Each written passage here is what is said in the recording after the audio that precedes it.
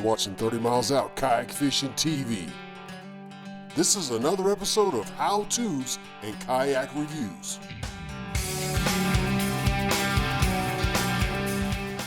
What's happening, What Nation? It's Ty with a review of the Santa Cruz Raptor G2. All right, let's take a look at the boat bow to stern. All right, standard rope handle up front, latch here, lid stays on.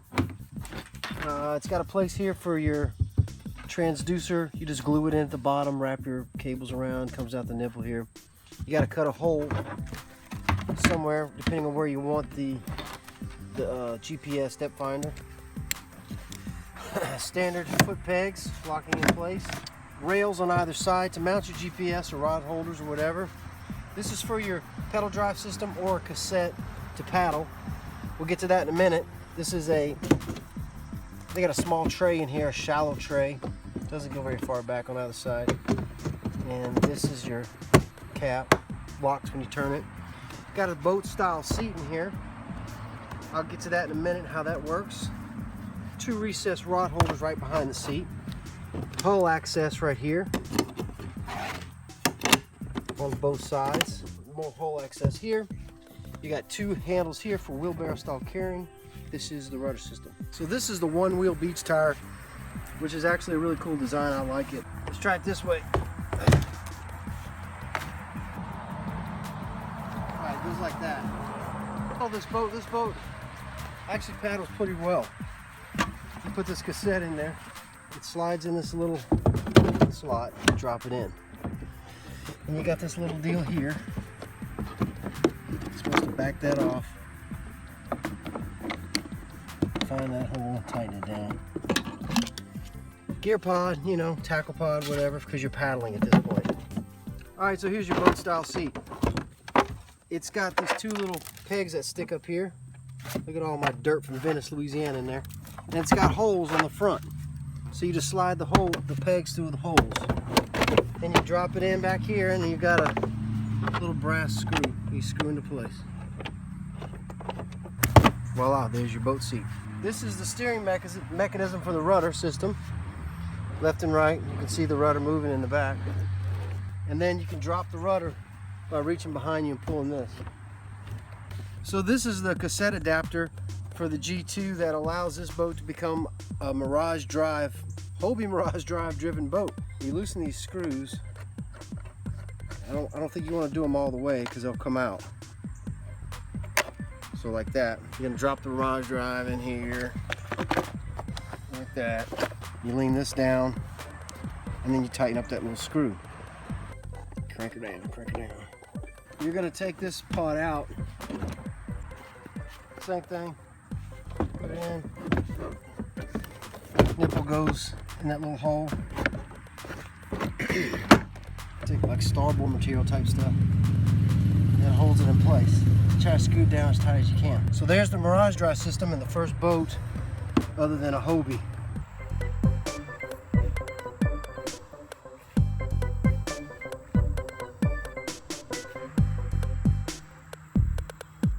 Okay, some cool points about this boat. Number one, this cassette, this adapter floats. You see it's got a drain plug on it.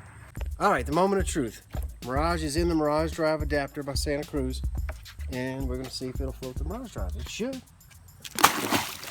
Bam, floats it high. So the pros to the G2, the Santa Cruz G2 to me are, first of all, you get to have a Mirage drive in a boat other than a Hobie. This boat is a little bit lighter than our standard Outbacks, which is great. The wheelbarrow carry, hand on either side, is really cool with the single wheel with the beach tire. I like that. The boat seat is a very comfortable seat, and it's actually kind of elevated. It's in a very good spot. The boat has a very sharp entry like the Raptor. The original Raptor is a great paddle kayak. It's very fast. If you haven't seen Professor Salt from Corpus Christi offshore, he's a maniac. Does 10 miles, 20 miles a day. He paddles the Raptor, the paddle yak, in a lot of videos. Check that out if you haven't seen it. You can see this Raptor in action before the Mirage drive. This big back deck, the new back deck holds a lot of gear. So we'll move on to some of the cons about the G2. Teresa and I have really been looking for a lighter kayak to Maybe replace the Outback. That's why we got interested in the G2. These are the cons, the things that I don't particularly care about in the G2. Number one, the Mirage drive system, when you put it in, we have a thumb screw here. So the company suggests that you carry plenty of these in case you drop them in that big hole right there, which is gonna happen eventually. Be nice if there was some kind of a tether or some other way to do it. Number two on the Mirage drive system, you got more thumb screws. When you go to take this out, don't be near water because that thing will do that right there. And we have a lot of thumb screws. Look, there's a nut with that. There's a washer. Now I've done lost a screw. Moving on back.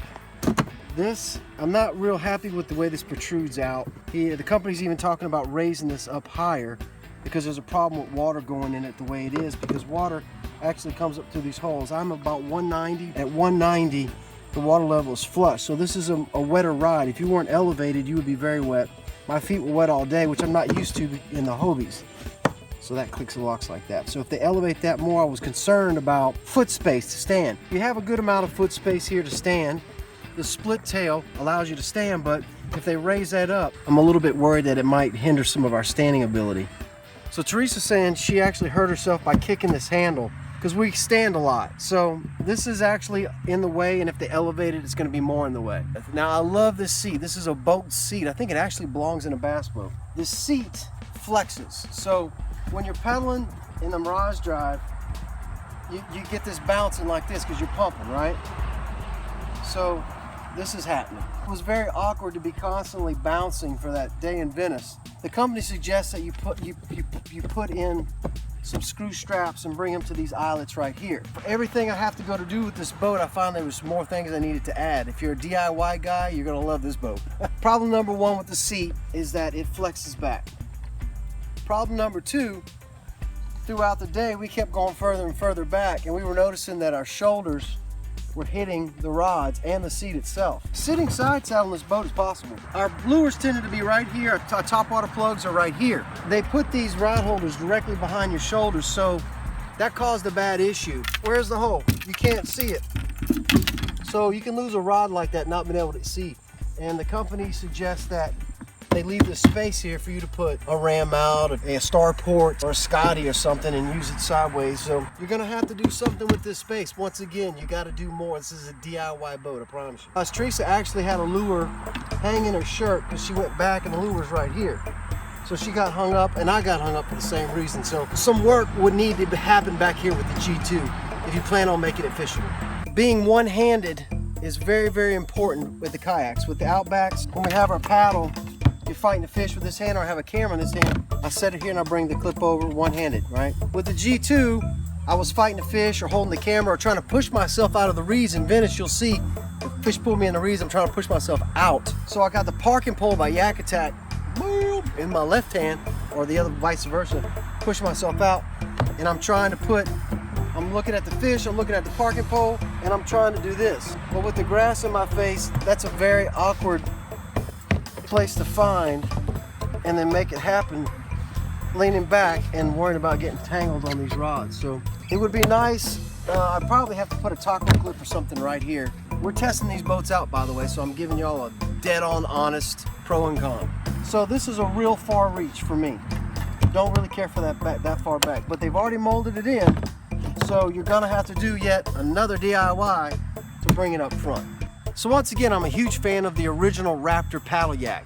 The original Raptor had a split tail, and you could wheelbarrow carry it, and you would actually stand between the split and the tail. The company doesn't like the split anymore. They're doing away with it. So they've decked over the pontoons that stick out back here. So now you sit further back when you go to carry it, and they put the rudder on the transom straight across the back.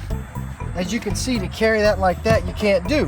What you have to do is uncleat it here, which you got to reach back for from up there, and then you got to take this screw out. And you can see the plastic that this thing is made out of is a little bit sketchy, a little thinner than I would like.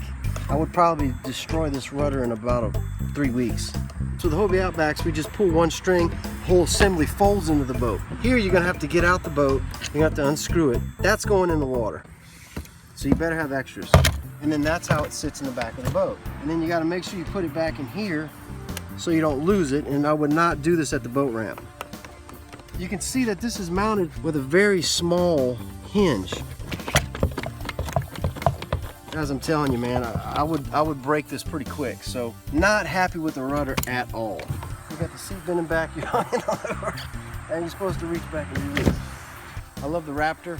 I think I'd rather just have a Raptor. The G2, it's got a little ways to go if you're a DIY guy and you don't mind messing with 5 or 6 things to improve it. It's probably not a bad boat for you. All in all, I think I'm gonna stick with my Hobie Outback. So that's a pro and con for the Santa Cruz G2 by me, Ty, from 30 Miles Out. What? Catch y'all next time. Hey, stay tuned. Coming up, I'm gonna be doing a total review of my Hobie Outback.